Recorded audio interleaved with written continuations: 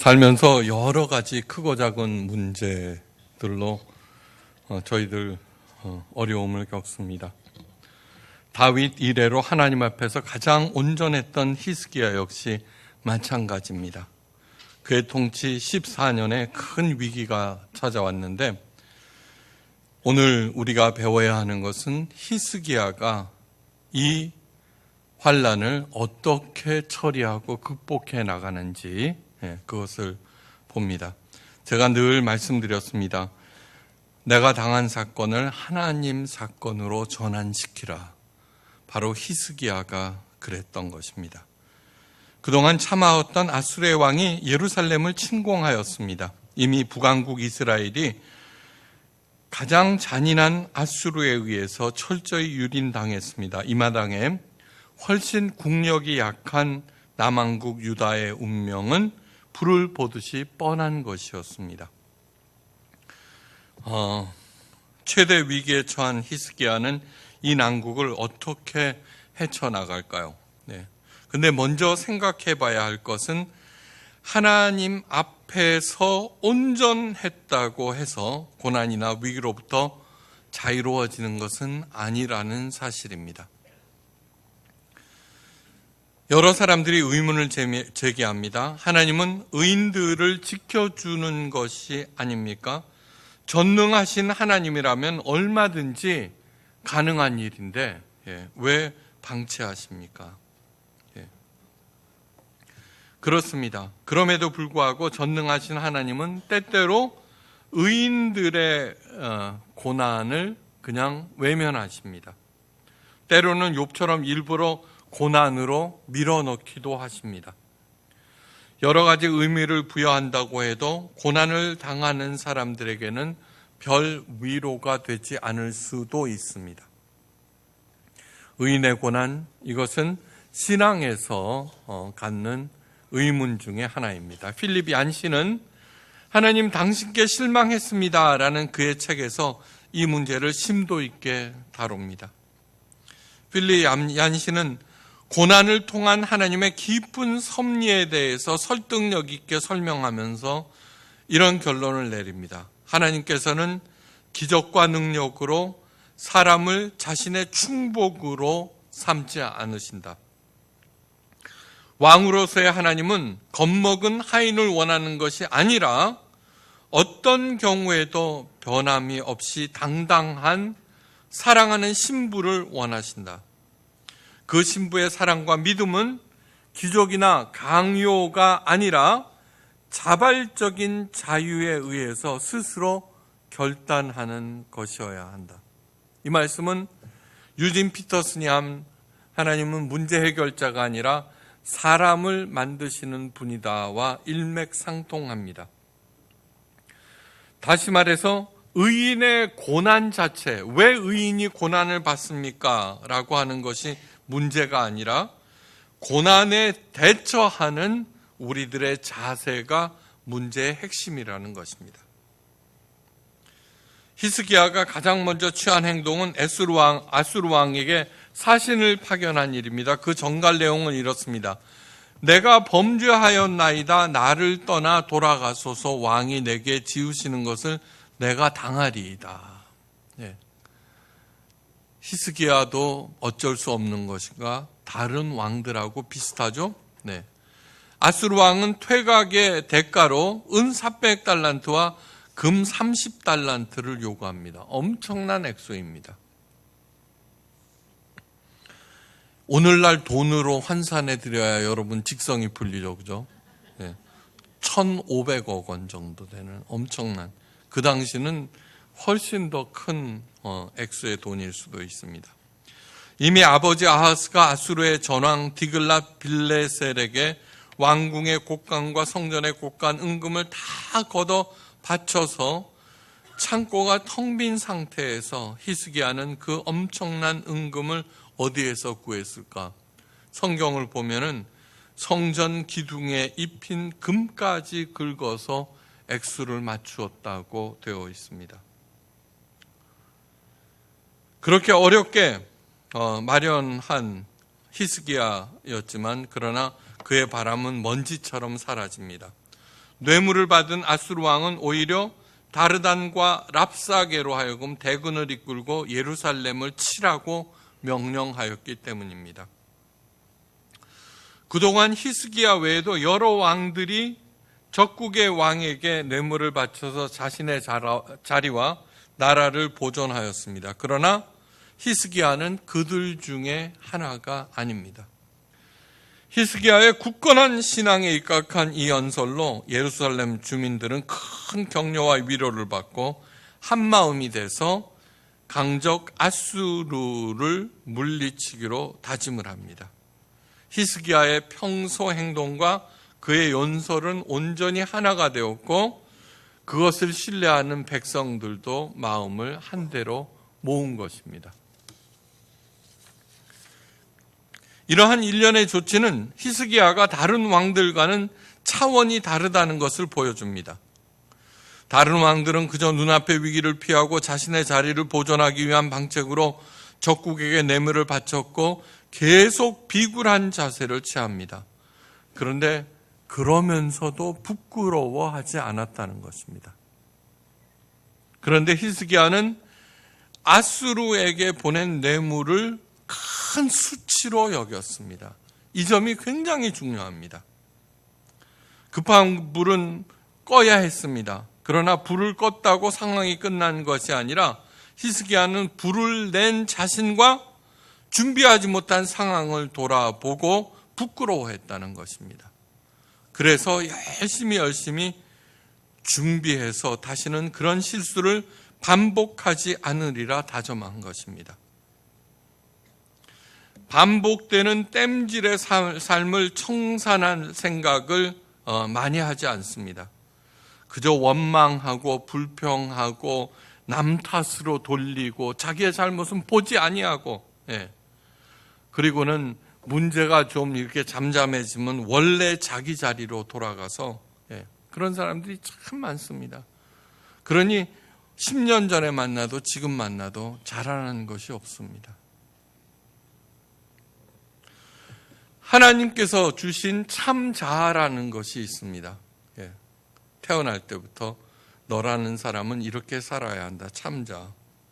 근데 현실을 살아가면서 내 부끄러운 자아가 있습니다. 그러지 말아야 할 텐데, 애썼는데. 내가 실수했구나. 내가 잘못했구나. 설교라고 하는 것은 무엇이냐 하면은 하나님의 말씀에 자기 자신을 비추어서 내가 얼마나 부끄러운 자아를 가지고 있는가 확인하는 일입니다. 마음의 생각을 드러나게 하는 것. 왜요? 그래서 그 부끄러운 자아를 참 자아와 일치시키라는 것입니다. 내가 여전히 복수하려고 하고 모함하고 질투하고 시기하고 여전합니다. 여전. 절대로 그래서는 안 됩니다. 참 자아와 부끄러운 자아, 현실의 자아를 일치시킬 때 하나님께서 원하시는 그러한 삶을 살아낼 수가 있습니다. 자, 악인이란 도대체 무엇인가? 자기가 잘못을 합니다. 막 잘못을 하는 그 부끄러운 자아를 인식하지 못하고 그것이 얼마나 나쁜 일이고 얼마나 비열한 일인가를 인식하지 못하고 여전히 잘했다. 그 부끄러운 자아를 현실 자아와 오히려 참 자아를 끄집어내는 그것이 악인입니다. 설교라고 하는 것은 골수를 쪼개고 그래서 마음의 생각을 드러내어서 부끄러운 자아를 잘라버리고 참 자아로 승화시키라는 것입니다. 또 하나 중요한 것, 파커 파머는 그의 책 삶이 내게 말을 걸어올 때에서 영혼의 고통에 다가서라고 충고합니다. 고난이라고 하는 것은 몸뿐만 아니라 마음과 영혼까지도 고통스럽게 합니다. 고난은 현재 내 앞에 문이 닫혔다는 것을 의미합니다. 그러나 다른 문들은 여전히 열려 있음을 잊어서는 절대로 안 됩니다. 저는 하나님께서 제 앞에 문을 막으실 때 언제나 더 좋은 문으로 인도하시기 위함이라고 늘 믿고 그냥 묵묵히 가고 있습니다.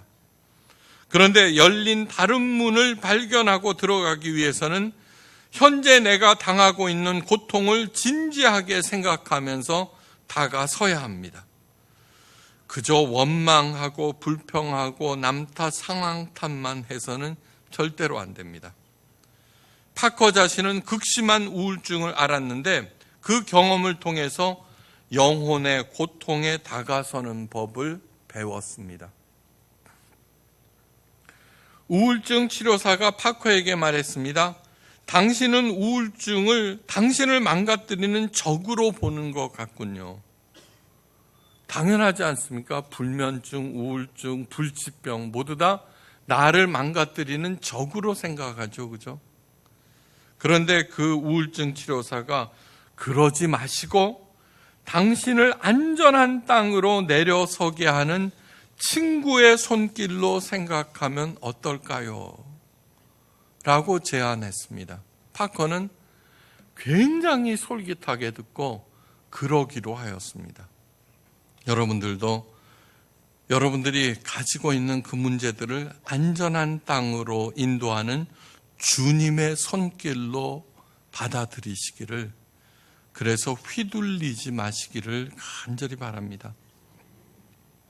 히스기야의 그 일련의 조치와 로자 파컷의 결단과 파커의 영혼의 고통에 다가서기는 모두 다 참 자아와 부끄러운 고통스러워하는 자아를 일치시킨다는 얘기와 같은 것입니다.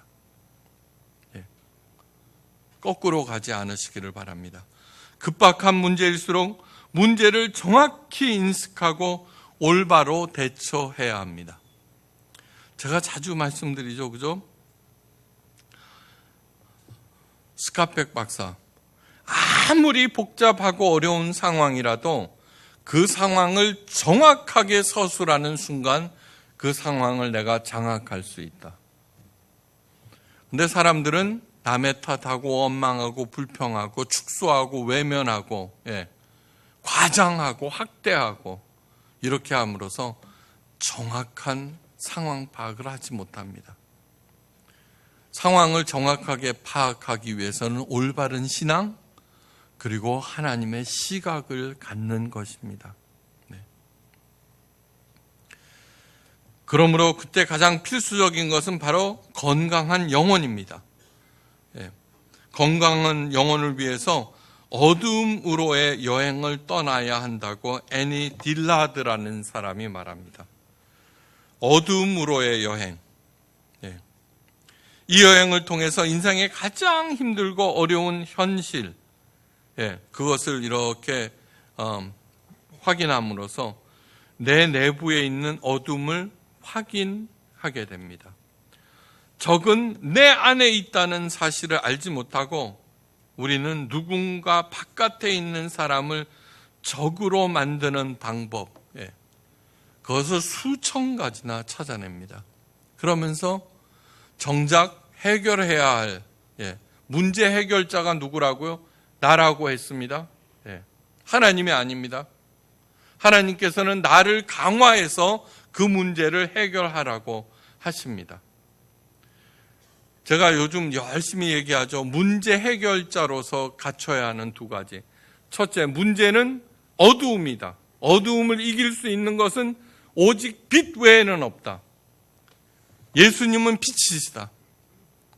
두 번째, 문제란 내가 해결할 수 없는 것이다. 아무리 크고 어려운 문제라도 내가 해결할 수 있으면 더 이상 문제가 아닙니다.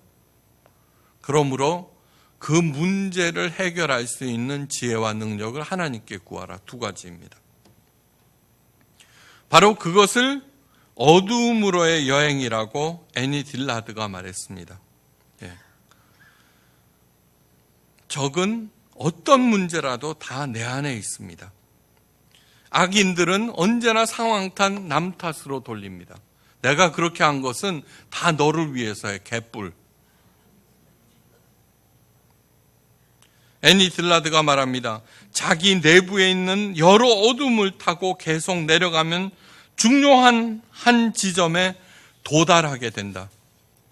그 지점은 모든 것이 하나로 통합된 장이며 이 지점에 도달하게 되면 서로에 대한 그리고 자신에 대한 근원적인 사랑을 경험하게 된다. 굉장히 어려운 말 같지만 욥이 그랬습니다. 욥이 당한 많은 문제, 그러면서 끝도 없이 찾아갔습니다. 그리고 만난 곳이 하나님 앞이었습니다. 예. 이 지점, 모든 것의 근원이신 하나님과 독대하게 되고 모든 것이 합력하여 선을 이루시는 하나님의 품 안에 돌입하는 것입니다. 잊지 말아야 할 것이 있습니다. 하나님은 눈동자처럼 우리를 지키신다고 하였습니다. 내가 어려운 문제에 봉착했습니다. 하나님을 부르짖어 찾습니다. 그런데 하나님께서는 응답하지 않으십니다. 그리할 때 우리들은 하나님께서는 계시지 않는다고 부인합니다. 하나님의 존재를. 절대로 그래서는 안 됩니다. 마음에 새기시기 바랍니다. 하나님의 침묵은 하나님의 부재를 의미하는 것이 아닙니다. 의인이라고 하는 게 따로 있는 것이 아니라 눈동자처럼 나를 지키시는 하나님이라고 믿으면서 이 고난에 하나님께서 먼저 와 계신다. 그러므로 하나님의 침묵은 분명히 나에게 또 다른 깊은 메시지를 전달하고 있는 것이다. 그것을 찾아내는 것입니다. 그것이 신앙입니다. 그리고 그 침묵을 통하여서 발견한 해답이 그 문제를 근본적으로 해결합니다. 악인들은 절대로 그러한 과정을 겪지 않습니다. 하나님 우선 부인하고 남 탓, 상황 탓 돌리고 여전히 마귀 같은 얼굴로 세상 사람들을 또 속이고 있습니다. 이 지점에 당도하면 그 어떤 유혹도 불행도 사건도 결코 그 사람을 흔들 수 없습니다. 나의 약함이 오히려 하나님의 강함을 받는 안테나가 되고 마침내는 하나님의 영광 안으로 내가 돌입하게 됩니다. 아수르의 장군 랍사게가 이스라엘 주민들을 향해서 외칩니다. 너희는 대왕 아수르의 왕의 말을 들으라. 왕의 말씀이 너희는 히스기야에게 속지 말라.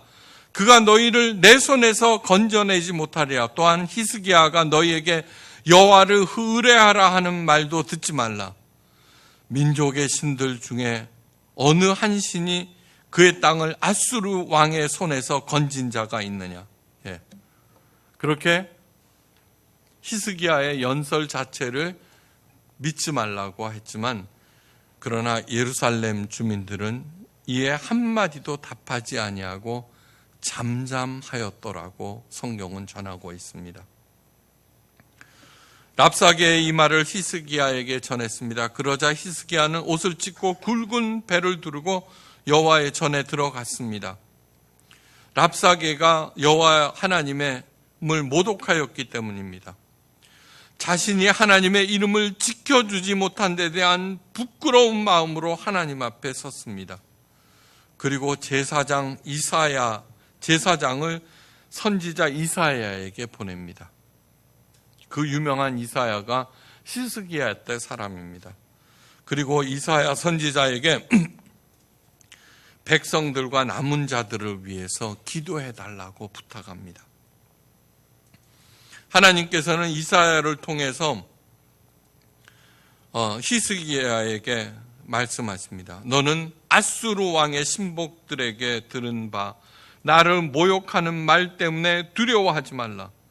내가 한 영을 그의 속에 두어 그로 소문을 듣고 그의 본국으로 돌아가게 하고 또 그의 본국에서 그에게 칼에 죽게 하리라. 드디어 하나님을 모독한 아수르에 대한 징벌을 하나님께서 시작하신 것입니다. 하나님께서는 그분의 계획을 실천하시자 아수르 왕은 본국으로 돌아갔습니다. 본국에 큰 일이 생겼다. 얼른 돌아가면. 그리고 랍사게를 통하여 편지 한 장을 히스기야에게 보냅니다. 히스기야는 그 편지를 들고 하나님의 성전에 올라가 하나님 앞에 그 편지를 펼쳐놓고 간절한 기도를 올립니다. 자, 이것이 무엇입니까? 한마디로 그 난국을 하나님 사건으로 전환시키는 중입니다. 언제나 히스기야는 그랬습니다. 언제나. 그룹들 위에 계신 이스라엘의 하나님 여호와여, 귀를 기울여 들으소서, 눈을 떠서 보시옵소서. 산헤립이 살아계신 하나님을 비방하러 보낸 말을 들으시옵소서. 여호와 우리 하나님 아버지, 원하건대 이제 우리를 그의 손에서 구원하옵소서. 그리하시면은 만국이 주 여호와가 홀로 하나님인 줄 알리이다. 여기서 앞세우는 게 무엇입니까? 자기의 안위와 나라의 존폐를 걱정하는 것이 아니라 하나님, 홀로 하나님, 그 영광을 앞세우고 있습니다. 고난과 고통을 통하여 자신의 가장 깊은 곳으로 내려가는 영적 여행의 종착점, 모든 것이 하나로 통합되는 그 지점에서 하나님의 영광이 찬란하게 드러나고 난제가 해결되기 시작합니다. 어떻게? 다음 날 하나님께서는 아수르 진영에 하나님의 사자를 보내셔서 아수르 군대 38만 5천 명을 치셨고, 상상도 안 가는 숫자입니다. 아수르는 혼비박산 본국으로 퇴각합니다. 퇴각한 사네립은 그 후 수십 년 동안 단 한 번도 유다를 침공할 엄두를 내지 못합니다. 왜요? 그 하나님의 권능, 능력, 그것을 보았기 때문입니다. 하나님께서는 내가 아수르 사네립 때문에 내게 기도하는 것을 내가 들었노라고 기도에 대한 응답을 히스기야에게 주셨습니다. 우리가 마음에 새겨야 하는 것은 무엇이냐 하면은 그 편지를 들고 하나님 전에 무릎을 꿇고 앉은 히스기야입니다. 언제든지 그렇게 하시기를 주의 이름으로 간절히 축원합니다. 그래서 내가 하는 간절한 기도를 내가 들었노라. 이렇게 해 주십시오가 아닙니다. 하나님, 이 일을 어떻게 할까요? 지혜와 능력을 구해서 우리가 당하는 그러한 여러 가지 고난을 하나님의 사건으로 전환하시고 오히려 합력하여 선을 이루시는 하나님과 더불어 그분의 만복을 누리시기를 주의 이름으로 축원합니다.